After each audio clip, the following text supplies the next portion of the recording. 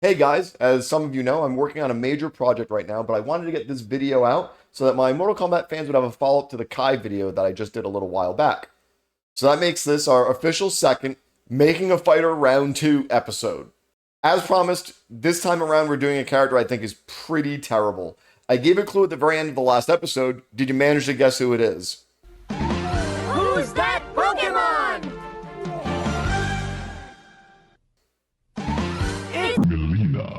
That's right, it's Melina. Good job to everyone that guessed correctly. You'll be getting your rewards in... Okay, obviously not Melina. It's Daegon. It's Daegon, and I'm afraid he sucks. Where to even start with this guy? He looks like an 80s movie villain wearing a Shao Kahn cosplay made by someone with a severe concussion who had only ever had Shao Kahn described to him one time. The look is just bad. Unlike Kai, he doesn't really have a lot going on for him. He has bad gear, he's very derivative of Shao Kahn. Only his face is really a solid design element. He feels right for MK, but doesn't stand out in MK. And when you're a new big bad for a series with villains like Goro, Shang Tsung, and Shao Kahn, real classics, you really have to stand out. That's something later villains like Quan Chi, Shinnok, and Onaga managed to do to varying degrees of success. Daegon, as he is, just isn't worthy to hang out with those guys. Similarly, his attacks are really generic. In fact, that's the best way to describe almost everything about Daegon. He's just generic and kind of standard. He's like if you had AI just generate a bad guy from Mortal Kombat. Nothing really stands out, nothing's really original. He just feels like things we've all seen already. So what do I do to help Daegon's design? We want Daegon to feel different from Shang, Shao, or any of the other MK villains because they have a big difference. All the other villains, they're from other realms. Yeah, Daegon is from Edenia, but he's been on Earthrealm for centuries, if not thousands of years. So I'm going to make Daegon stand out by making him look more normal than other bosses. And here's the new look. It's a radical departure. Unlike Kai, I had to basically start over with Daegon. Kai just needed some tweaks here and there to make him stand out and to be a little more visually interesting. But with Daegon, we're going from watered down Shao Kahn to an entirely different archetype of villain. Instead of being mystic and ancient Eastern in outfit, Daegon is now Mortal Kombat's evil business tycoon. The look is simple and clean instead of the busier design Daegon had, and the flavor is now totally different and in line with how I'm going to expand his lore and pitch him to you. I did keep his belt though, which adds a unique element to his clothing and has him stand apart from just a guy in a suit. It also represents the gift of armor that his mother Delia gave to him in his background. So why does this look work in my opinion? Well, let's get into the history of Daegon and how I'm going to be expanding it. Daegon is the younger brother of Taven, but he's actually a lot older because he was awakened early from his slumber. It's a whole thing where they're like in suspended animation. Anyways, since Katana is 10,000 years old and was alive before Outworld absorbed Edenia, it means Daegon has to be even older than that because he was in Edenia before it was ever attacked by Shao Kahn. In fact, him and his brother, along with his dad, helped defend Edenia from Shao Kahn one time. So that's going to make Daegon way older than Katana, so way older than 10,000 years. And the bulk of that time would have been spent on Earthrealm. All we know from the original timeline is that Daegon founded the Red Dragon after coming to Earthrealm, and that's really it. He's basically been waiting around for Taven to wake up, apparently for a really long time. That's super boring and super uninteresting. It also totally limits Daegon to a villain that only works as a rival for Taven, which isolates him from the rest of the story outside of the Armageddon prophecy. We're going to change that. We're going to change that big time. We're going to establish that Daegon has been on Earth, fighting in wars and shaping history for a long, long time. He's been training himself, learning how to use his powers, and growing stronger in both body and influence all that time. He's commanded armies, conquered lands, and ruled as king several times over, all in preparation for Armageddon and to shape Earthrealm to the realm he wanted to be. If you think about it, he's kind of like a Highlander character. He's been in all of these wars and all of these battles across all of time, just waiting for this big event to happen. But this time it's Armageddon instead of the Gathering, and I don't think he needs to decapitate Taven to steal his quickening. Anyway, what's a king and a commander without an army? In the Kai video, I mentioned that Kai's country was thrown into civil war partially because of the actions of the Red Dragon, and he was forced to fight for them. That's because the Red Dragon are a legit military force. They're one of the biggest private military organizations on the planet, and Daegon is their CEO. They operate entirely publicly, but in the shady world of international conflict for hire, a real morally gray zone. Below an already nasty surface, they're even worse. The Red Dragon is one of the biggest arms dealers on the planet. They always control how they sell weaponry, though, because Daegon keeps a tight rein on everything. He wants to maximize conflict, which means one side not wiping out the other. He wants to keep the fight going because he enjoys it and because it lets him keep gaining power. He's a guy that works on a super long time scale, so he's very patient, and this is what would have made the Black Dragon split off from the Red Dragon years and years ago in the timeline. See, the Black Dragon members didn't want to deal with all the long-term plans and Daegon's insistence on patience and subterfuge. They wanted that money and power now. So a chunk of the Red Dragon broke off and formed the Black Dragon, and yada yada yada, Kano's in charge of them now. So what is it that Daegon even does with all this power and money? He hunts magic stuff. Ancient artifacts, relics of power, scrolls with spells on them, sites of mysterious magic, and even unique individuals with rare abilities are all things that Daegon goes after, especially if they can help him manipulate the blood of Karo, his imprisoned dragon, to help him make dragon hybrids. The whole dragon hybrid is this big subplot that's in Armageddon that really doesn't go anywhere. It's just kind of mentioned, but let's use that for Daegon. It's kind of a cool thing, and it gives us some cool mooks with half hybrid dragon, red dragon guys. Kind of neat. Maybe he's trying to make a new Goro. Who knows? Goro's supposed to be half dragon, right? A bunch of his campaigns of war and destabilization in regions are to look for these magic things. He also recruits war orphans into the Red Dragons, and he performs inhumane experiments on people he's captured, all utilizing that dragon blood and some of the other mystic stuff he has. What we have now is a Daegon that's not just some Shao Kahn wannabe-looking warlord. He's a lord of war. He's a demigod that's lived as a man in Earthrealm, fighting in battles and winning for thousands of years. Speaking of being a demigod, keep in mind Daegon and Taven are strong, very strong. Check this out.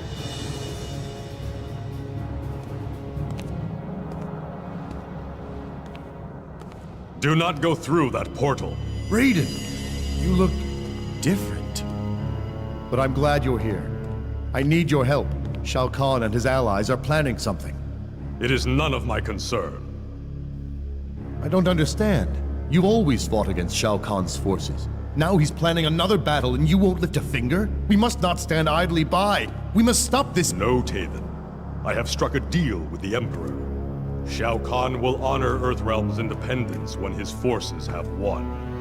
When he's won? What are you saying?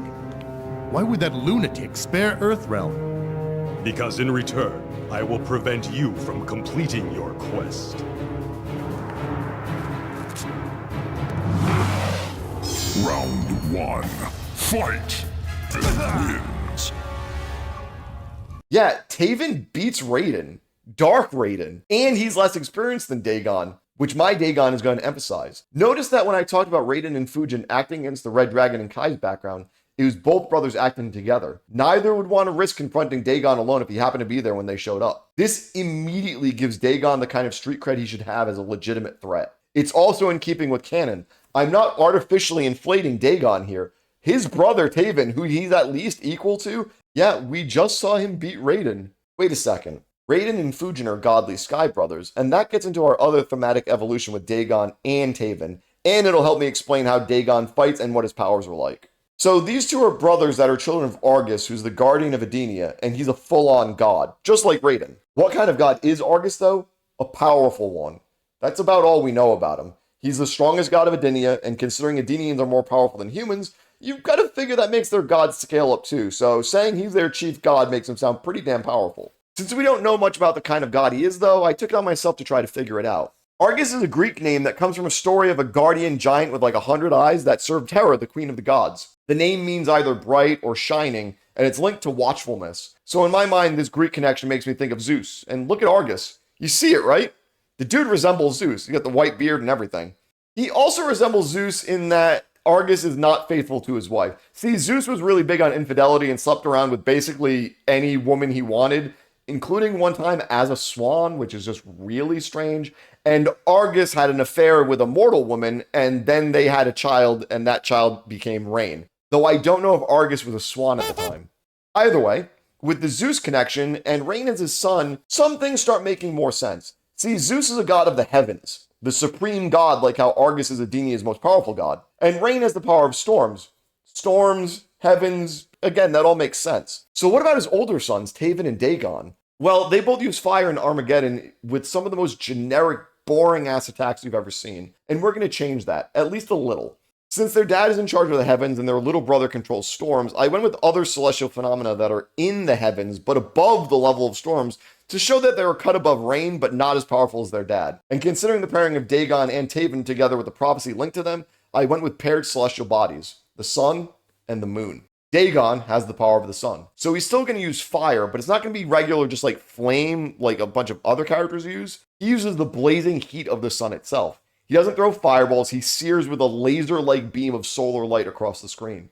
He can also grab someone and burn them alive with a pillar of light. Yeah, this is similar to some stuff that Kotal Khan does, but that's okay. Kotal has a lot going on with his different variations, including totems and his weapons. So if I had Daegon in the same game alongside him, Kotal would only really use sun stuff in one move to empower and heal himself, whereas Daegon uses the power of the sun to kill people. He doesn't draw power from the sun like an Oshtek, he embodies the power of the sun. Think of it like the difference between Rain calling down a single lightning bolt for a move and Raiden using lightning in everything. If those two guys can exist like that, then Daegon and Kotal are just fine together. We're also going to reimagine Daegon's fighting style from Fujiao Pai, aka Tiger Claw Kung Fu, which is just a bizarre style for Daegon because it's a very fast and flashy style and it doesn't really mesh well with what's supposed to be an intimidating villain. It's a far more heroic looking style, I think. So we're going to reimagine that to something appropriately imposing and impressive for Daegon because I see Daegon as being a big guy, like over 6.5 feet in height. With that in mind, Daegon wouldn't use any specific single style, but would kind of lean into ancient combat like pancration, aka Greek wrestling and boxing.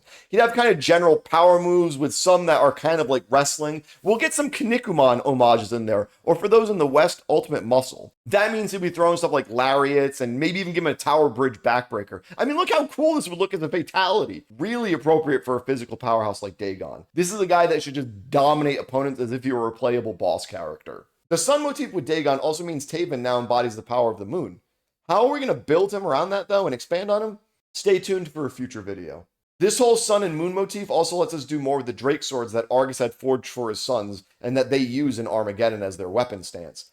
Instead of being identical though, the two swords will be slightly different now with one styled after the sun and one after the moon. And if you can't figure out which sword is supposed to be for which brother, I suggest rewatching the entire video up to this point.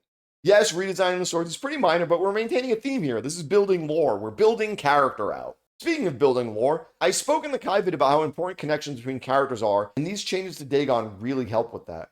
First, we're going to tweak Daegon's relationship with his parents. In the Armageddon game, Argus actually narrates the ending for each combatant. Wounded, Daegon followed Taven to the pyramid. As Taven battled Blaze, Daegon stabbed the fire elemental from behind with a sword I had left him. Thus, through treachery, did Daegon complete the quest. But before he could savor his victory, the pyramid shook and a recess opened, revealing the parents he had murdered, Delia and myself. We were in fact still alive, our deaths feigned in an elaborate test created to reveal the true nature of our sons. It is clear that Taven possesses the virtue required to defend Adenia. He will take my place as defender. Daegon, however, will be punished severely for the suffering he has caused. So, for Daegon, he was tricked into thinking he killed his parents as part of a test. This works just fine, but I'd slightly change Argus's outlook on this. As a god that watches over an entire realm, especially considering that realm was Adenia, which has had some bad stuff happen to it, Argus would be willing to let Daegon follow a ruthless path of treachery and tyranny as a way to see if it comes out being successful. Basically, if Daegon can prove that his way is better than Taven, then he genuinely deserves to rule, at least as far as Argus is concerned. Delia, on the other hand, would be much more disappointed in Daegon for his dark nature, but would agree with Argus that they can't interfere with the destiny of their two sons. Because of incidents like the one with Kai that I mentioned with Raiden and Fujin attacking the base that the Red Dragon was operating out of, we've also now forged a sort of rivalry between Daegon and those two brothers. After all, they would have seen what Daegon's been doing in Earthrealm for thousands of years potentially. So why haven't either of them stepped in to stop him since he's a threat from another realm? Well, that's where Argus still being alive comes in. Argus was chosen for his wisdom by the Elder Gods to help deal with Armageddon, so clearly the Elder Gods invested in him, and as full gods, Raiden and Fujin also know that Argus is still alive and working on the Elder Gods' behalf. That means you really don't want to step on his toes. Argus is higher in the pecking order of deities than Raiden or Fujin, and we all know you don't mess with upper management. So the Lightning and Wind God are in a delicate situation. If they outright fight Daegon, or worse, kill him, they could really anger Argus. But more than that, it means messing with Argus's Armageddon strategy, which would mean angering the Elder Gods. Now, Raiden and Fujin don't necessarily need to know about Armageddon specifically. All they need to know is that Argus is serving the Elder Gods in a very important direct role. That's enough to make sure they don't come down on Daegon too hard directly. At the same time, Daegon himself is kept in check by the existence of the Elder Gods. Not only does Daegon know he has a role to fulfill with Armageddon, he also knows that if he steps too far out of line in Earthrealm, the Elder Gods might act against him. I mean, yeah, when the hell have the Elder Gods actually ever done anything? Lazy assholes. But Daegon still considers it a possibility. After all, the Elder Gods could just take Daegon and return him to suspended animation just like Taven is. Daegon would prefer to avoid that. This makes for a sort of minor truce between Daegon and the Earthrealm gods. Sure, Daegon still manipulates things, runs the Red Dragon, and looks for magic stuff, but he's not conquering the realm. Meanwhile, Raiden and Fujin might occasionally step in to interfere with the Red Dragon's operations, but they don't directly combat Daegon himself. After all, if they kill him, it's bad, and if they fight him and lose, he's going to kill them, and there's at least fair odds one of them might die in a battle against him, even if they go against him 2-on-1. That's how scary this guy is. So right now, at worst, they've just sort of circled each other for a few thousand years. Politics, am I right? We're also going to use this revamped approach to Daegon to tie him into the Special Forces characters, because a lot of the weapons and tech they use, yeah, it's going to have been designed and tested by the Red Dragons themselves first, before being sold to the United States and utilized by the Special Forces. After all, Daegon lives on Earthrealm too, so defending it is in his best interests, at least for now. That also lets the Red Dragon do things like, oh, I don't know, plant a spy in the Special Forces? Look at that, a perfect explanation for how Su Hao became a Red Dragon spy inside the Special Forces. We're tying this all together. Don't worry, Su Hao, you'll get your own video in the series someday. Finally, there's one other character I want to draw into the orbit of Daegon and his Red Dragon, Kenshi. In the original timeline, Kenshi had dealings with Mavado, who tried to kill him, and in the second timeline, Kenshi's lover, Suchin, was killed by the Red Dragon. In fact, in Kenshi's ending MKX, we see Daegon kill her himself, leading to Kenshi awakening Taven and then getting sweet, sweet non-canonical revenge against Daegon alongside his son and Taven. So why did all this happen? Well, Kenshi, working for the Special Forces, infiltrated the Red Dragon to try to find Daegon. And eventually his cover was blown and he had to leave them in a hurry. So Kenshi was spying on them and he got burned. In that span of time with the Red Dragon though, Kenshi had started a relationship with Suchin, and after Kenshi fled, Suchin gave birth to Takeda. The Red Dragon eventually tracked down Suchin and little Takeda to kill them as revenge for Kenshi infiltrating them. But what if that was always the plan? Follow me here. The Red Dragon has spies within the Special Forces. Su Hao was there the whole time. He'd know about the plan to infiltrate the Red Dragon. He'd know it was Kenshi that was doing it. And Daegon let it happen. Why? Well, remember, I said Daegon spends a lot of time and effort with the Red Dragon to hunt down relics, magic, and unique individuals. And she's a psychic. The exact kind of person that Daegon would be interested in. Daegon let the infiltration happen and then positioned Suchin, secretly a member of the Red Dragon, to get close to Kenshi. Once she's pregnant, Kenshi can be disposed of because Daegon will have a psychic baby to perform his experiments with dragon blood and whatnot on. Convenient. The only problem that pops up is that Suchin genuinely falls in love with Kenshi and regrets the plan to give their child to the Red Dragon. So she flees and hides while simultaneously not able to bring herself to reveal the truth to Kenshi by reaching out to him, because she fears he'll only see her betrayal and not her love. That's how we get to Daegon killing Suchin and Kenshi rescuing his son after Suchin and the Red Dragon mercenaries sent to kill her killed each other. This also explains why Suchin was able to fight them. She was a Red Dragon herself and a trained warrior. Instead of just a bitch with a blade using a katana though, I'd say she'd have used a chainsword like Ivy from Soul Calibur, because that would help explain why Takeda now uses flexible whip weapons himself. They're similar to his mom's chosen weapon. With these changes, Suchin has a lot more going on. The whole plot with Kenshi and the Red Dragon is a lot more fleshed out. The relationship between Suchin, Kenshi, and Takeda is more complicated, and Daegon is shown to be a manipulative bastard. He was willing to set this up as a long-term plan to get a psychic baby. After all, what's another 17 years to an immortal like Daegon? Bonus, it also set up a nice future rivalry between Kenshi and Takeda with Su Hao when they find out he was the traitor that helped set up the whole scheme in the first place by giving the info to Daegon from inside the Special Forces. See how a little thought into this stuff helps out a lot? Anyway, that's my take on Daegon and how I'd help fix one of the worst characters in the franchise while keeping him true to what's already been established. Let me know what you think, and if you've got a request for a next character that you think didn't work out too well and you want me to take a second shot at them, let me know. I do have someone in mind, but if I get a better suggestion, I'll go with what you guys want. And, as always, if you like the sound of my voice, like and subscribe, then watch more of my videos. Or, if you don't like the sound of my voice, like and subscribe, hit mute on YouTube, then watch more of my videos. Later, guys.